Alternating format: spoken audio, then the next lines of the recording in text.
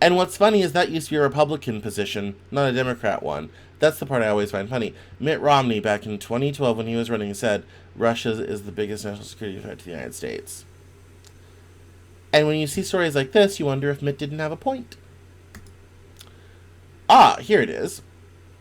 So the Daily Beast posted this yesterday. It was an MSNBC story. Is this that? No, that's something else. And it was this story here, where it says MSNBC host Antonia Hilton has suggested that President Donald Trump's aides, particularly Press Secretary Carolyn Leavitt, may have been frightened by what they'd witnessed during the president's meeting with Russian President Vladimir Putin. On Saturday night's episode of MSNBC's The Weekend Primetime, Hilton spoke to former U.S. Ambassador to Russia Michael McFaul, an Obama appointee, about Trump's summit with Putin in Anchorage on Friday.